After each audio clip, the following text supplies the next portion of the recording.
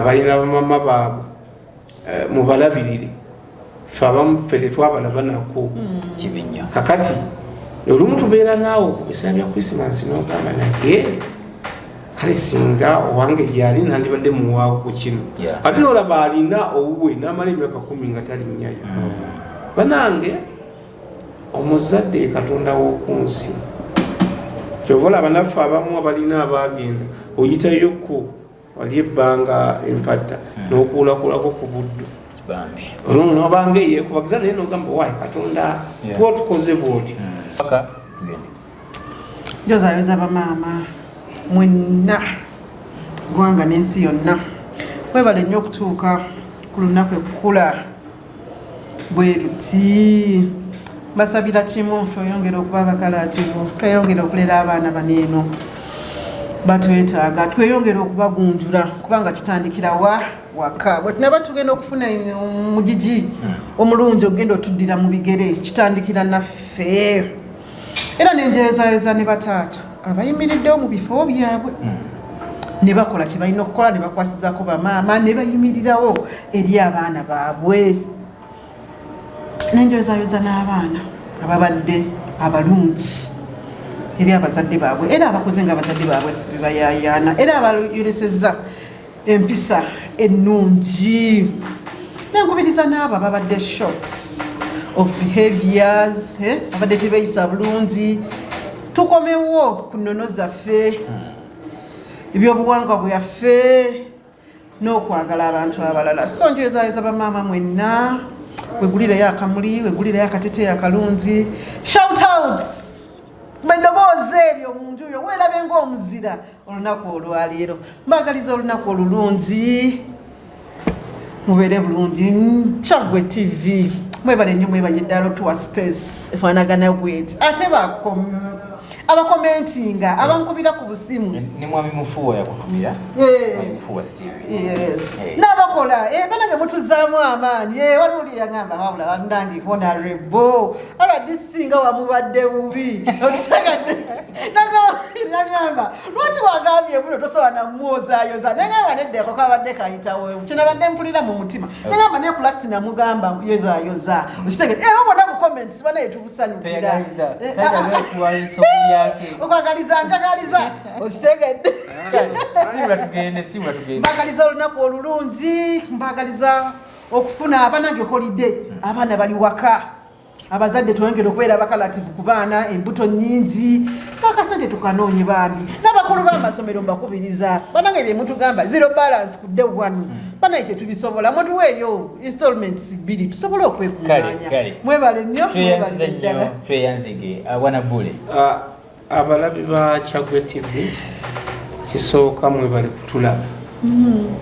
abantu b'e Buvuma balaba TV eno amina era mwebale kusharinga links ezigenda okutuuka mu bantu baffe ffe tugenda kukola mirimu tetulina tabu kubanga omukulembeze yatukwasa emirimu so omukadde wange ku ground era ffe tetuli bakutuula mu ofiisi ofiisi zaffe zibeera wansi wa miti mu bantu kakati enkyanze njolekera mu bizinga enkola egya mukama wange n'egy'abantu banna Uganda ebyobufuzi ennaku zino abantu bevuma mbagamba bibeere bitono singa okuba ekikulu kukola abaana bo bateeke mu mbeera ennungi balina bamama baabwe mubalabirire fe abamu ffe tetwabalaba nako kibinya kakati olumu tubeera naawe kubisa bya Christmas n'ogamba naye kale singa owange gyali nandibadde muwaawo ku kino ate n'olaba alina owuwe n'amala emyaka 10 nga talinnyayo banange omuzadde Katonda w'okunsi kyova olaba naffe abamu abalina abagenda oyitayo ko wali ebbanga empatta n'okuulakulako ku buddu olumu n'obanga eyekubagiza naye n'ogamba waayi Katonda tukoze bwoti so mulabirire abazadde bammwe mulabirire abaana mubasomese abaana abo be bagenda okuvaamu ekyomuganyulo ennyo mu maaso ng'ensi etambudde mbeere bulungi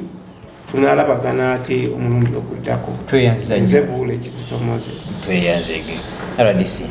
tusibule njagala okusiibula abalabi ba Kyagwe TV era nti muli babukedde mama wange kutumirako webale kubeera kumpewo omukyala Rebecca Nakagabane kano nno oteeka okukalaba nkwagala nnyo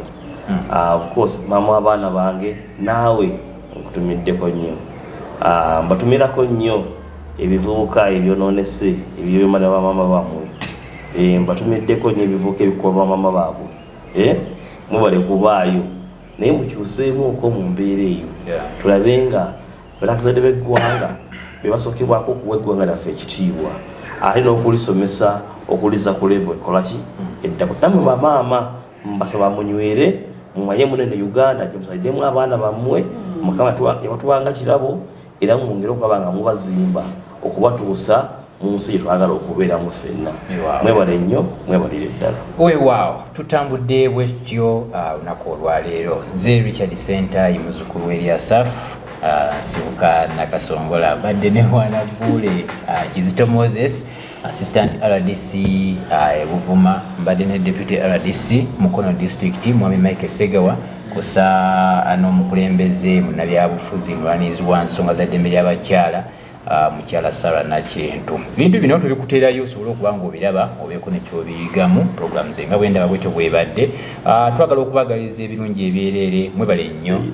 mwebalire ddala okuba nga mbadde mutambula naffe wetukoledde ekifo kiyitibwa Deira Hotel osobola okujjawo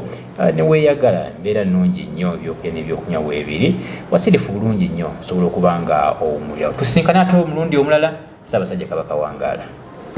Do you have a business trip, a study tour, a vacation, or intentions of enjoying the unique tourism sites? We introduce to you Buvuma Palm Resort in Buvuma Islands, a unique place to be for all your accommodation needs with spacious cottages, well suited in a good environment, overlooking a serene ecosystem with a rare view of Lake Victoria right from your bedroom.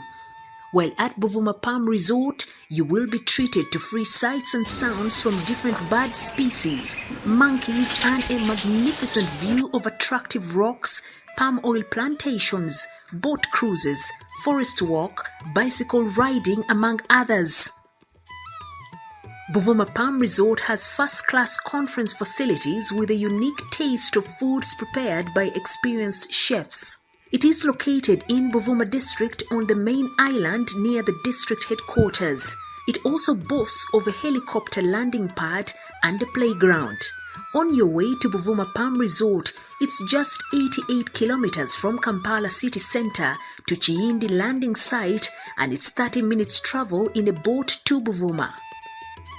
You are welcome as you take the best experience of traveling on the waters of Lake Victoria with the available sailing means with either passenger boats or the magnificent modern ferry, the MV Palm. Buvuma Palm Resort has so far been a dear destination for dignitaries, including prime ministers, ministers, parliamentary committees, but above all, the Katikiro of Buganda, Charles Peter Mayiga. Abantu ba Buganda na ba Uganda bajjeko Buvuma bawumuleko. Waliyo hoteli ng'eno Palm Resort. Bintu bya mulembe. Oli muzadde ng'okyalemereddwa ku ssomero ki mw'oyinza otwala omwana w'omwaka guno? Nsonga ki ekyakulemesezza? School fees bakusabye nnyingi? Olugendo lunene ng'ebyentambula bikyakalubye? Nandi ky'onoonya essomero erinaalabirira obulungi omwana wo? Okuviira ddala ku by'okusoma mu kibiina, okuzannya n'okutumbula ebitone, ekyokuddamu si kirala. Ly'essomero lya Prudence Junior School, Empoma Mukono lisangibwa ku luguudo oluva e Mukono okudda e Kayunga, nga wakayitako mu katawuni k'Ekisowera opposite n'Empoma Girls School. Prudence Junior School liri mu kifo kigazi bulungi era ekisirifu, ate nga lirina abasomesa abakugu ddala, ebyokwerinda ku ssomero biri gguluggulu, ebyentambula babikolako anti emmotoka ezitambuza abaana weeziri. Essomero lya ddene boarding nga mu kaseera kano okuwandiisa abayizi kugenda mu maaso awo ku ssomero. Liwandiisa abayizi okuva ku daycare, nursery paka ku P7. Ebisale birungi ddala ng'abaana abava ewaka basasula emitwalo 3 gokka, ng'ate bo ab'ekisulo basasula emitwalo 6 gyokka. Abaana balya bulungi ne bakeera ku ssomero nga basanyufu. Bw'ayagala okuwandiisa omwana n'okumanya ebisingawo kuba ku noti 7 noti 1 29 92 38 oba noti 773 noti 62 21. Prudence Junior School tuwa omwana wo tumusomese togenda kwejjusa. Our dear parents, thank you for paying us school fees, and we still need your support because education is the key. May God bless you